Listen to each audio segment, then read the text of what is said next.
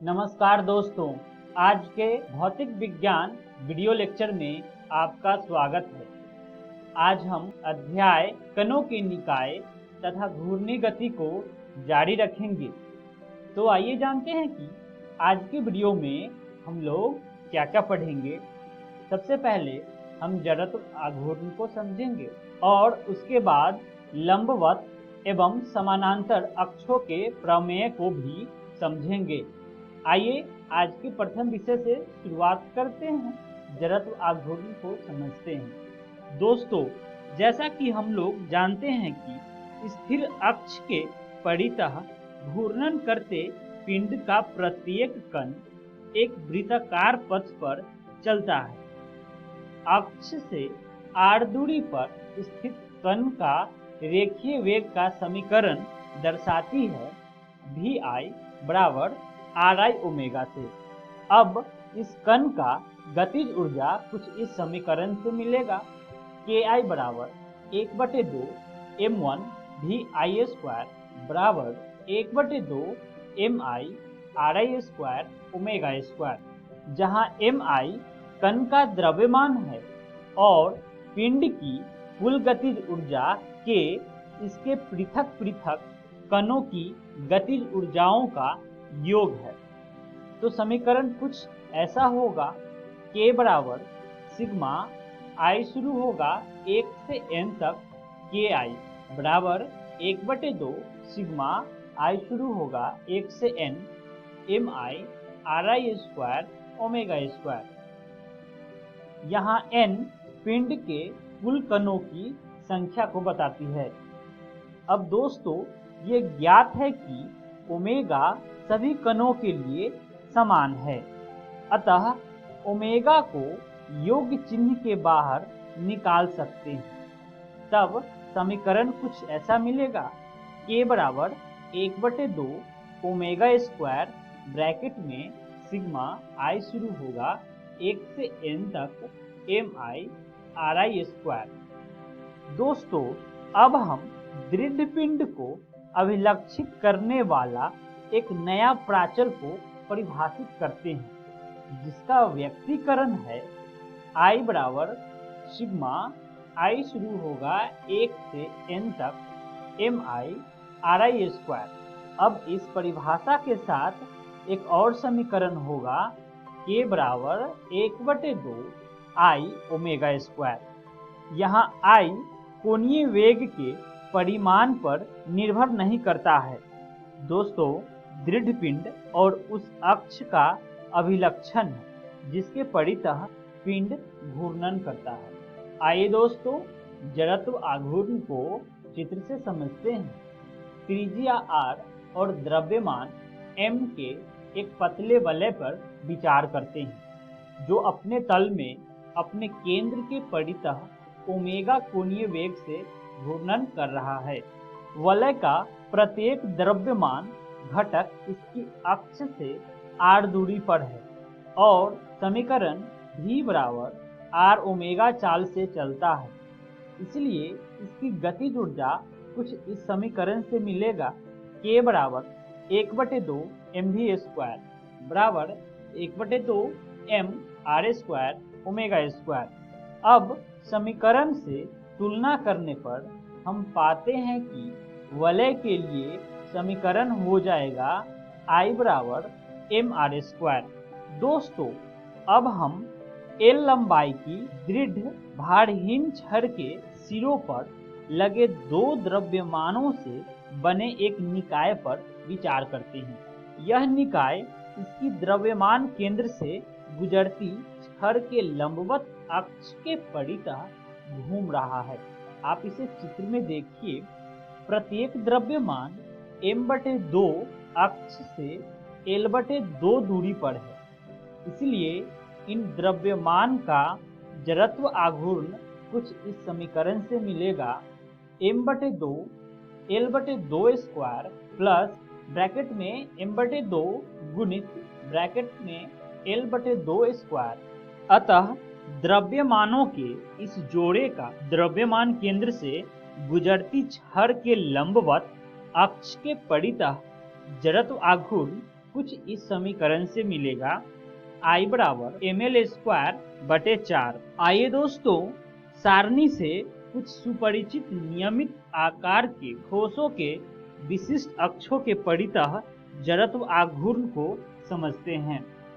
दोस्तों, अगर पिंड r त्रिज्या का पतला वृत्ताकार वलय होगा जो अक्ष वलय तल के लंबवत केंद्र से गुजरती हो, तब आरेख कुछ ऐसा होगा जो चित्र के माध्यम से दिखाया गया है।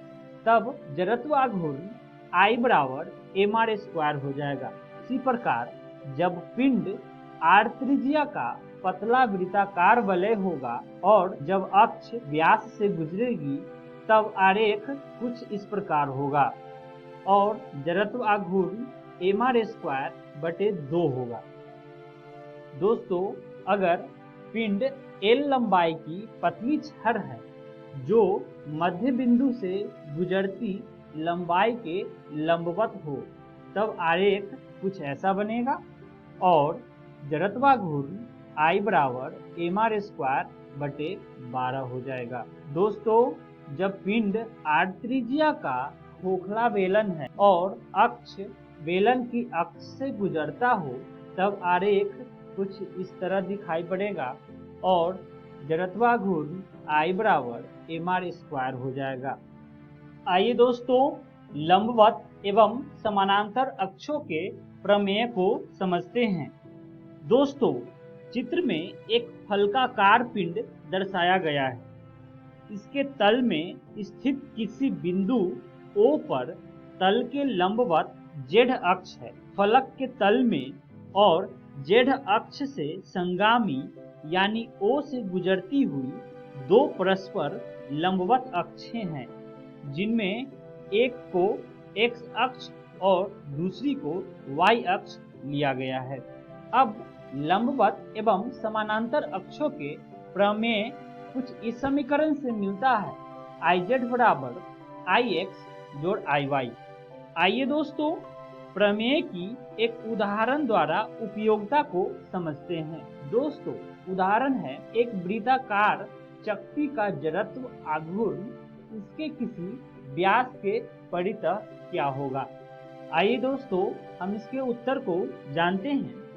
दोस्तों, हम जानते हैं कि किसी चक्ति का जड़त्व आघूर्ण उसके केंद्र से गुजरती और इसके तल के लंबवत अक्ष के परितः समीकरण I बराबर mr²/2 होता है, जहां m चक्ति का द्रव्यमान और r इसकी त्रिज्या होती है। अब दोस्तों, चक्ति को हम फलकाकार पिंड समझ सकते हैं, इसलिए लंबवत अक्षों का प्रमेय इसके लिए लागू किया जा सकता है, जैसा कि हम चित्र में देख रहे हैं। दोस्तों, अब हम चक्ति के केंद्र O से संगामी तीन परस्पर लंबवत अक्षें X, Y, Z लेते हैं। इनमें X एवं Y चक्ति के तल में है और Z इसके लंबवत है। तब लंबवत अक्षों के प्रमेय के अनुसार समीकरण कुछ ऐसा होगा, IZ बराबर IX जोड़ IY। अब X और Y अक्षें चक्ति के दो व्यासों के अनुदिश हैं और सममिति के विचार से प्रत्येक व्यास के परितः जड़त्व आघूर्ण का मान समान होना चाहिए। अतः IX बराबर IY हो जाएगा और IZ बराबर 2IX हो जाएगा, परंतु IZ बराबर mr²/2 होता है, इसीलिए IX बराबर IZ/2 बराबर mr²/4 हो जाएगा। दोस्तों, इसीलिए किसी व्यास के परितः चक्ति का जड़त्व आघूर्ण mr²/4 होता है। आइए दोस्तों, समानांतर अक्षों के प्रमेय को समझते हैं। दोस्तों, किसी पिंड का किसी अक्ष के परितः जड़त्व आघूर्ण उस योग के बराबर है जो पिंड के द्रव्यमान केंद्र से गुजरने वाली समानांतर अक्ष के परितः लिए गए जड़त्व आघूर्ण और पिंड के द्रव्यमान तथा दोनों अक्षों के बीच की दूरी के वर्ग के गुणनफल को जोड़ने से प्राप्त होता है। यानी कि IZ डैश बराबर IZ जोड़ MA स्क्वायर होता है, जहां IZ एवं IZ डैश क्रमशः Z एवं Z डैश अक्ष के परितः जड़त्वाघूर्ण है और M पिंड का द्रव्यमान को बताता है और A दोनों अक्षों के बीच की लंबवत दूरी को बताता है। आप चित्र से देखें। दोस्तों, जैसा कि चित्र में दिखाया गया है, Z एवं Z डैश दो समानांतर अक्षें हैं जिनके बीच की दूरी A है। अब Z अक्ष पिंड के द्रव्यमान केंद्र O से गुजरती है, तब समानांतर अक्षों के प्रमेय के अनुसार समीकरण कुछ ऐसा होगा। IZ डैश बराबर IZ जोड़ MA स्क्वायर, जहां IZ एवं IZ डैश क्रमशः Z एवं Z डैश अक्ष के परितः जड़त्व आघूर्ण है और M पिंड का द्रव्यमान है और A दोनों अक्षों के बीच की लंबवत दूरी को दर्शाता है। आइए दोस्तों, समानांतर अक्षों का प्रमेय के एक उदाहरण को समझते हैं। दोस्तों, चित्र को देखिए। उदाहरण है, किसी पतले वलय की परिधि पर स्पर्श रेखा बनाती हुई और इसके तल में ही स्थित अक्ष के परितः इसका जड़त्व आघूर्ण क्या है। आइए दोस्तों, इसके उत्तर को समझते हैं। दोस्तों, वलय के तल में इसके ऊपर खींची गई स्पर्श रेखा इसके व्यास के समांतर है। अब इन दोनों समानांतर अक्षों के बीच की दूरी R यानी वलय की त्रिज्या है। दोस्तों, समानांतर अक्षों का प्रमेय लगाएं तो हमें कुछ समीकरण मिलेगा। I स्पर्श बराबर I व्यास अक्ष जोड़ MR स्क्वायर, यानी कि MR स्क्वायर बटे 2 जोड़ MR स्क्वायर बराबर 3/2 MR स्क्वायर हो जाएगा। दोस्तों, इस प्रकार से हम आज के वीडियो का सारे विषयों का अध्ययन कर चुके हैं। आइए जानते हैं कि आज के वीडियो में हमने क्या क्या सीखा। सबसे पहले हमने जड़त्व आघूर्ण को समझा और उसके बाद लंबवत एवं समानांतर अक्षों के प्रमेय को भी समझा। आइए जानते हैं कि अगली वीडियो में हम लोग क्या क्या पढ़ेंगे। सबसे पहले अचल अक्ष के परितः शुद्ध घूर्णी गतिकी को समझेंगे और उसके बाद अचल अक्ष के परितः घूर्णी गतिकी को भी समझेंगे। दोस्तों, आशा करते हैं कि आज का वीडियो आप सभी को पसंद आया होगा। मिलते हैं अगली वीडियो में। तब तक आप कक्षा 11 भौतिक विज्ञान पुस्तक से अध्याय कणों की निकाय एवं घूर्णी गति अध्याय से विस्तार में समझें। धन्यवाद।